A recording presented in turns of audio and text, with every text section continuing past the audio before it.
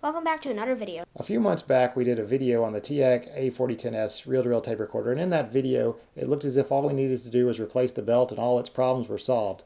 Unfortunately, however, it wasn't that easy. After about 2 to 3 minutes of playback, which worked normally, the playback would just gradually slow down to a crawl, as if something was overheating.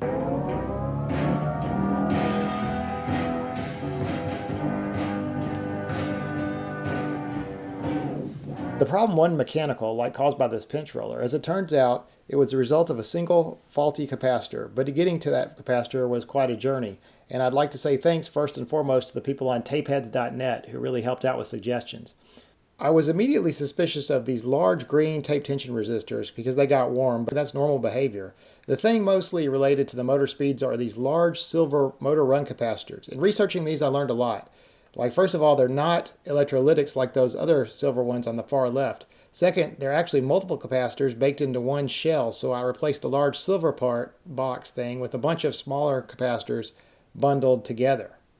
Reading the forums, I also learned about these things called Suzuki bombs. They're little oil-based capacitors here that can spectacularly fail, hence the name bomb. So I replaced them with these yellow capacitors.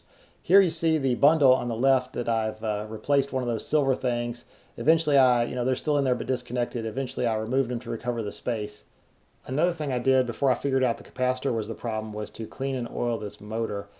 I had to get inside the motor because the fabric that pulls the oil to the shaft was dried up, and there was also a strip screw I had to drill out, so that was a pain. But after that, after giving it a good cleaning, it would play at the right speed for half an hour, no problem. I thought the speed problem was done, but I wasn't out of the woods yet because there was a pinch roller problem.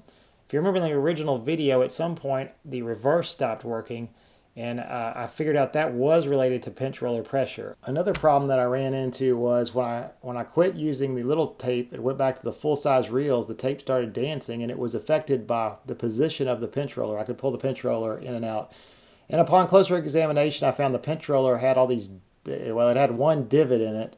I found a tire online pretty cheaply, and I had to kind of cut the old tire off, use some acetone to clean it off, and eventually got it replaced, and that appeared to fix everything. So now the tape deck is working.